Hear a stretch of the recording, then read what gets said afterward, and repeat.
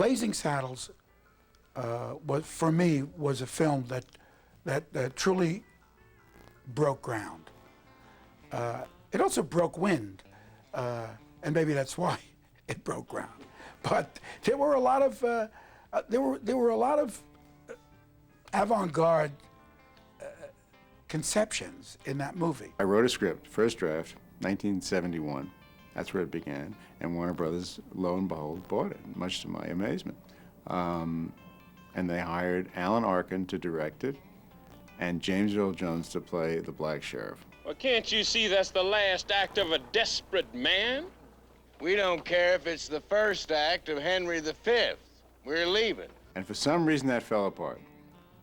So they said, how about Mel Brooks? I said, Mel Brooks? Esky man, he's one of my heroes. They sent the script to Mel, and he read it, liked it. We talked a little bit about it.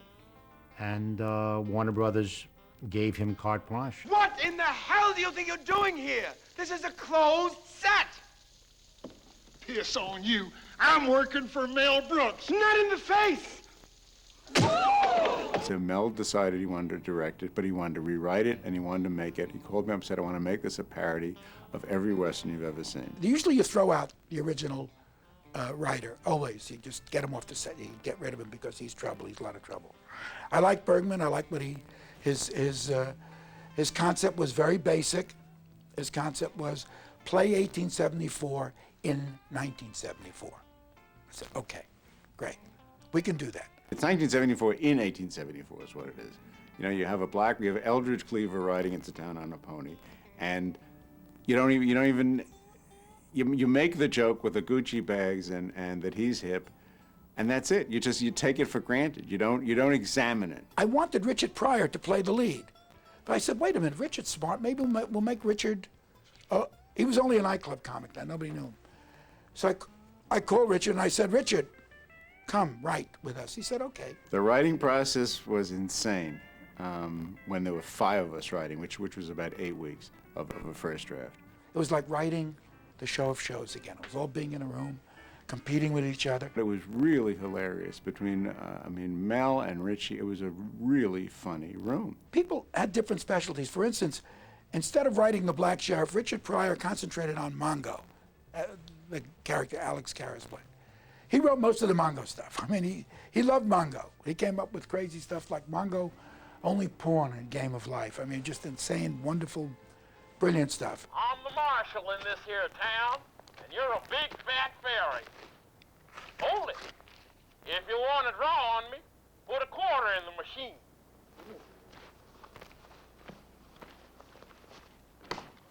Ready? Now draw on the count of 3. 1, 2.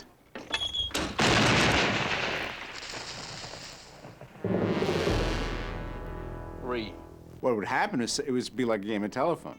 The joke was, like, nobody can really remember whose joke was what anymore because it would start one way and go around the room and come back in another form.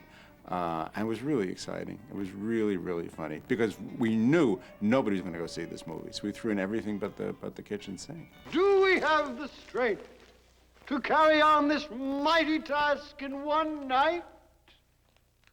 Or are we just jerking off? Amen. It's a pretty dumb movie, you know, when you think of the plot. But we just use it as a basis to make fun of people in life. Everybody gets, slammed. Well, I think he's making the absurdity, the whole absurdities of what prejudices are about, and we laugh at ourselves. What kind of people are we anyhow? I say we stay and fight it out. One of the first things on my desk when we came out from New York was from their censor department, or the TV department, actually. It was 4 or 5 pages, singularly spaced. One word on the left side said delete, and then every curse word that's in the picture, I couldn't believe that somebody could do a memo like that. Now, of course, if we did that, you have a 9-minute movie, and there's no sense making it. Hey, boys, look what I got here. Hey, where are the white women at? The engine that drove Blazing Saddles was hatred of the black. It was race prejudice. Without that, the movie would not have had nearly the significance, the force, the dynamism, and the stakes that were contained in the film. As chairman of the Welcoming Committee, it is my privilege to extend a laurel and hearty handshake to our new nigger. Well, I wasn't there at the inception, in the writing stage, but that was one of the things that made me want to do the film, because I said he's done something, they've done something, the writers, remarkable, in that they've smashed racism in the face and the nose is bleeding, but they're doing it while you laugh. And that's what I thought was one of the most brilliant things about the movie. Excuse me while I whip this out. I was having a lot of problems calling people what I was having to call them and the thing. And I had a lot of problems. Come on, how about a good old nigger work song? Cleavon was great. When we were doing the scene out there on the desert, he said, if I thought you would say those words to me in any other situation, you know, we'd go to Fifth City. But somebody wrote these words. This is all fun. You say anything you want to say, and if you want to say it differently and even add stuff to it, go right ahead. Mel will go along with that. Sir, he specifically requested 2 niggers. Well, to tell a family secret, my grandmother was Dutch. Just trying to help you out. People say we can't use those words, those are bad words, but you can use any words you want and should. You couldn't break Cleavon Little's heart unless that little old lady said, up yours, nigger. Good morning, ma'am. And isn't it a lovely morning? Up yours, nigger. So, you know, Gene Wilder puts his arm around him and says, You gotta remember that these are just simple farmers. These are people of the land. The common clay of the New West. You know. Morons. you know, so it was a perfect, wonderful joke. For a lot of reasons, you couldn't make this movie today because you couldn't say nigger in a movie today, even in a comic way. I mean, Richie Pryor was like the last person who could do it in a stand-up, and he won't do it anymore. I've got to talk to you. Come here. Have you gone berserk? Can't you see that that man is a nit? It's been in a lot of movies, a lot of serious films, tackled by very serious filmmakers. This seemed to be a way to really hit hard at it and call it what it was and what people are and still laugh about it. We were celebrating the triumph of humanity over its inherent hatreds and prejudices. As your spiritual leader, I implore you to pay heed to this good book and what it has to say.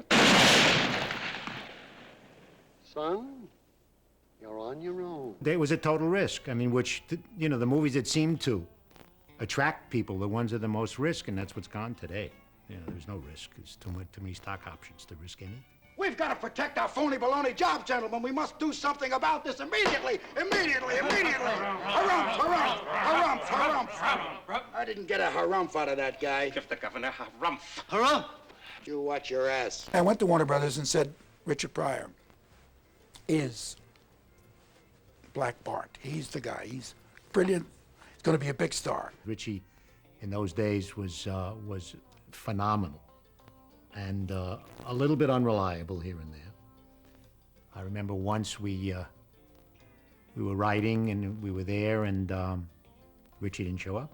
Phone rings. Richie, where are you? Detroit. What are you doing in Detroit? Well, I met a couple of girls last night. I'm in Detroit. I need $200 to come back.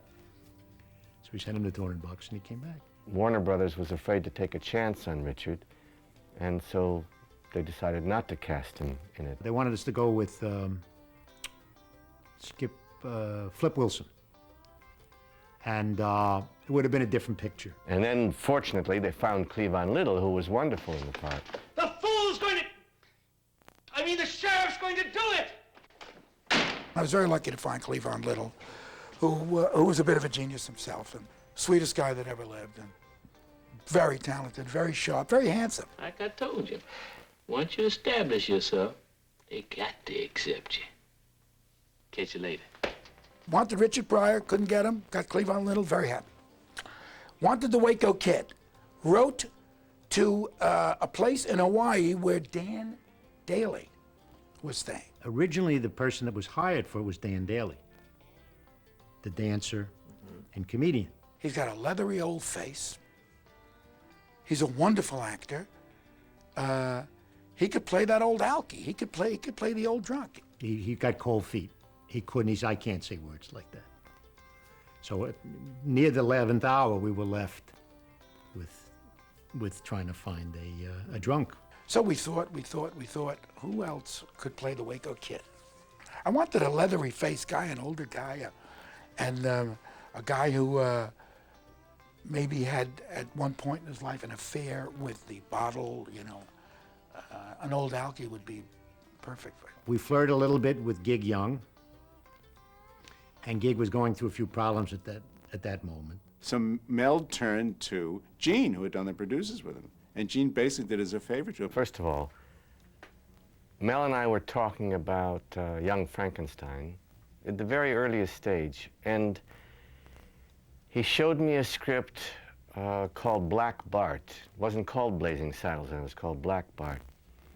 And he had given it to me and asked me to read it. And he said, how would you like to play Hedley Lamar? And this was before Harvey Korman or anyone was in it. And I said, Hedley Lamar? No, I'm all wrong for that. Why don't you think of me for the Waco Kid? For Jim. No. That's what my wife says. Oh, that's her favorite part. No, I need an older guy, an alky, down and out. And then, no. I said, well, I'm not right for Hedley Lamar. It's a wonderful part, but I'm not right. I wanted an old alky. I got a young Jew from New York to play this Western, you know. And he was magnificent. Are we awake? We're not sure. Are we black? Yes, we are. Then we're awake. But we're very puzzled. And that's how I got the part of the Waco Kid, which I told him about the first time he mentioned it. He says, no, you're all wrong. Chewing gum online, eh? I hope you brought enough for everybody. I didn't know there was gonna be so many.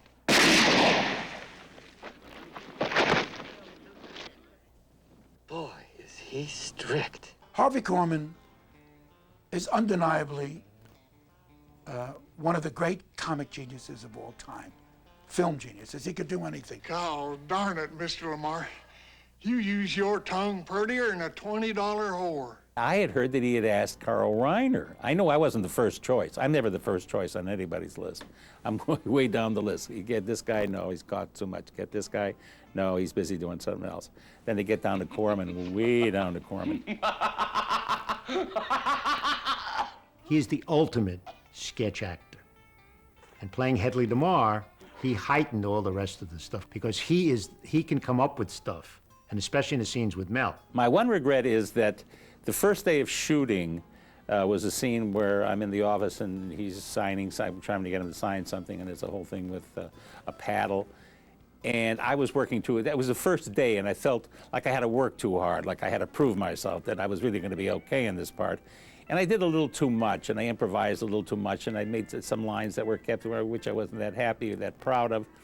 I wish I could have taken the first day over again and just sort of eased into it.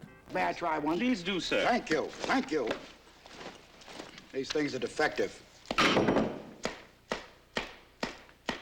Right as usual, sir. Show off here, Sir, just sign this, sir, right here. Oh, okay, give us a hand here. All right, sir. He loved working with me so much Work. Hello, boys. Have a good night's rest. I missed you. that he laughed on every take, so it was very difficult to get them. Normally he doesn't laugh.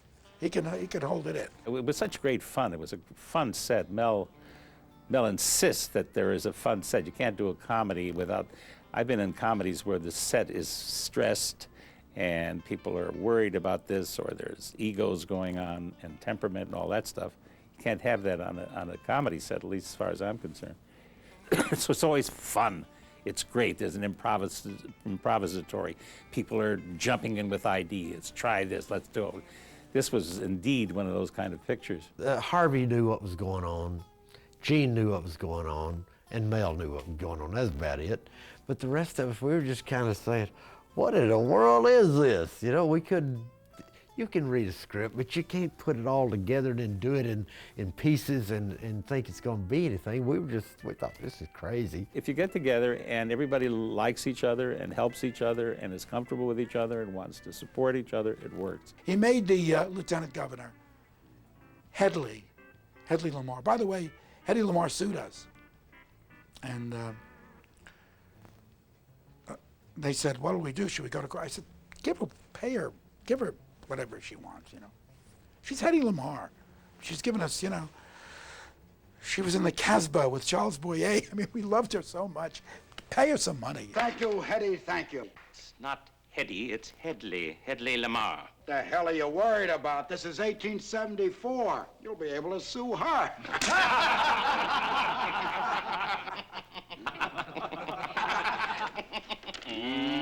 To this day, people, I'll be walking around, somebody go, Hetty! I go, Hedley! People still remember that, it's amazing. What in the wide world of sports is going on here? I had you people try to get a little track lead, not to jump around like a bunch of Kansas City faggots. Slim brought such history to the picture. I mean, it was a bunch of New York Jews doing this movie, you know, a Western. And there's Slim Pickens, who's Mr. West. I mean, he's such a Westerner that when we were shooting the outdoor stuff up in, I think, Lancaster or Palmdale, he had his Winnebago and his rifle, his Winchester. And when we came into the motel at night, he stayed out there. He and his dog and his campfire, his beans and his rifle.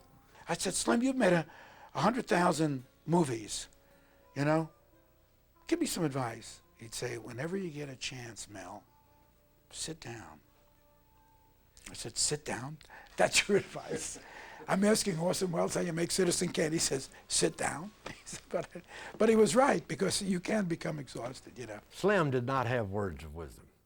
Yeah, they were wise, but they were not words of how to act, how to hold your head, how to hold your hands, where to look.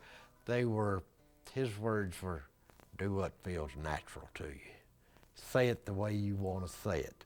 If they're going to buy you, just like they're going to buy me, that'd be Slim talking, just like they're going to buy it the way we talk. And boy, it worked for him, it's worked for me. Send a wire to the main office and tell them that I said, ow! Send wire, main office, tell them I said, ow. Gotcha.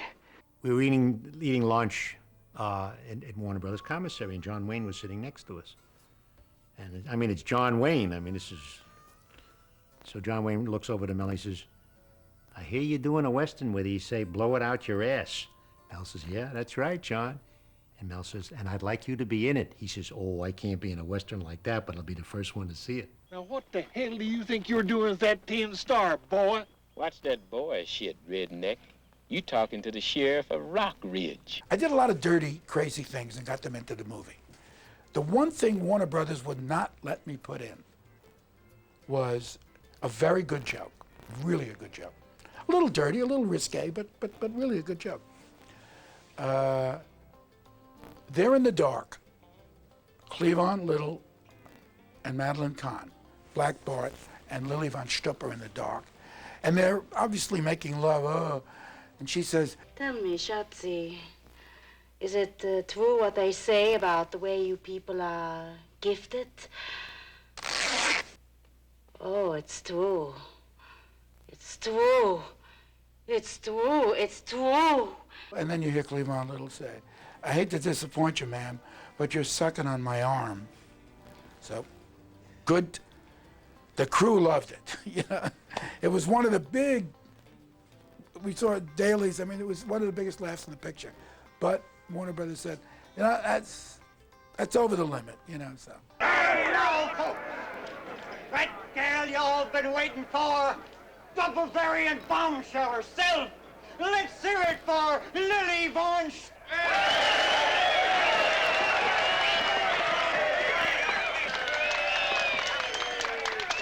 Thank you, ladies and cowboys. And now, I would like to favor you with my world-famous rendition of I'm Tired, the song that closed Poland. But right before I do, I would like to slip into something a little bit more comfortable, with your kind permission. You're too kind. Madeline, God bless her, was the most talented, craziest, most inventive person on that picture. I mean, she had a fit just looking at herself in that costume. She was all over the place, but when you turn that camera on, she was phenomenal, just phenomenal. I mean, the two of us would stand next to the camera biting into our hands watching her because she was so right on. I mean, she really nailed it. She was one of our great actresses, and it's a shame she died at such a young age. You know, she was up for an Academy Award for that, which was practically unheard of, certainly very unusual in those days. Even today, to be up for an Academy Award for a comedy performance, she was truly brilliant in that. I think I would say that Madeline Kahn was the most talented actress I've ever worked with. She was tops and taps. You couldn't beat Madeline Kahn. Der Draht, die Speinkapsel mit dem Dynamit verbindet, ist abgebrochen. What'd she say? What the lady said is that the bushwhacker is wrapped all around the cattle scraper. My favorite scene is the bean scene, the campfire scene. And I think it's a lot of people's favorite scene. And I got to start it. Mel Brooks said, I'm gonna make you famous today. I said, why? And he said, well, you read the script. You're gonna be the first one, and you are gonna be the first person in major motion picture history to do that. I said, oh my gosh, they won't let me go back to the fire department if I do that, because I didn't know if this was gonna work, you know?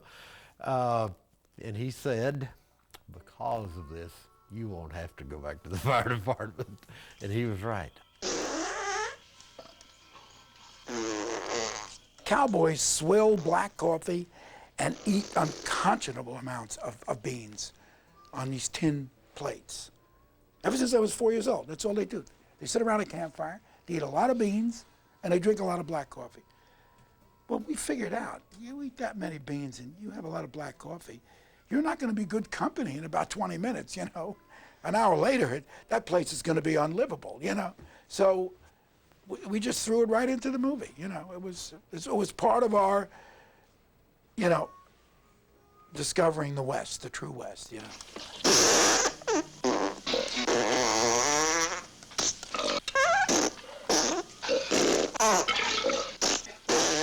Mel always says when he mixed the scene, the campfire scene, they kept saying, you can't do it that loud. And he said, no, trust me, it's got to be that loud. And it was true, because after the first guy breaks wind, you don't hear anything anyhow in an audience. All you heard were people screaming, because it was the surprise, it was the shock of it, that anybody had the audacity to do that in a movie. You should see it on television where they have to take all the sound out. It looks like a choreographed ballet of cowboys getting up from where they were sitting at a campfire and sitting down again.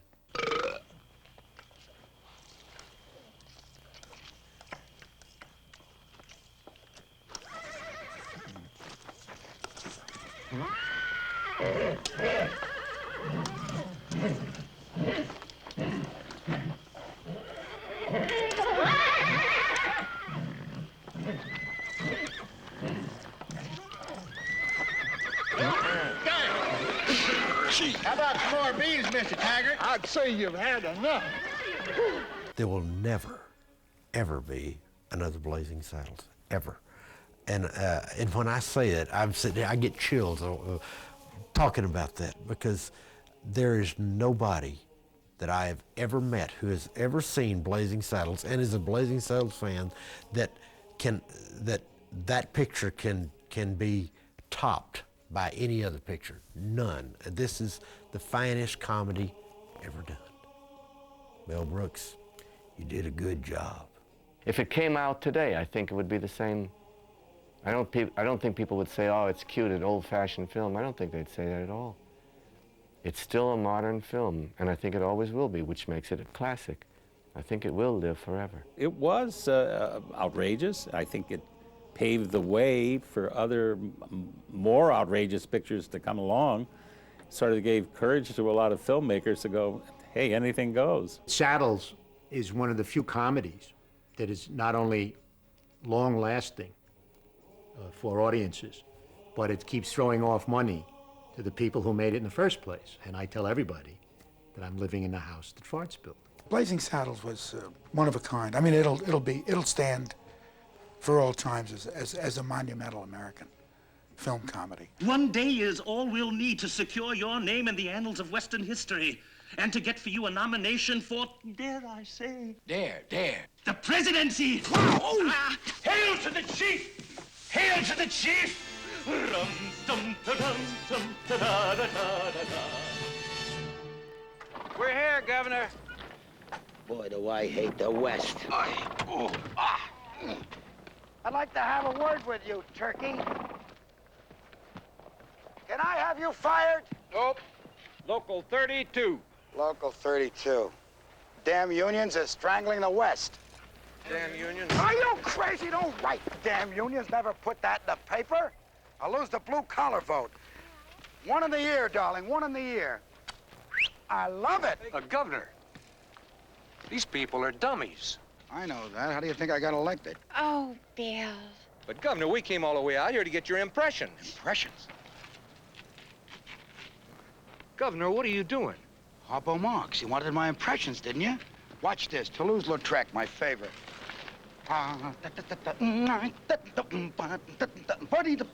Crotch, legs, crotch. Absent. Governor, my paper has 5 million readers. 5 million readers. 5 million readers. Did you hear that? Take a picture of me. I'll be famous. Let's have a picture of me with one of these wonderful citizens, ladies and gentlemen, who have shown tolerance in lieu of hatred. Here we go. Here we. Can't you hold your damn head steady for one picture? You're a nervous wreck. You know that, don't you? Frontier pressures.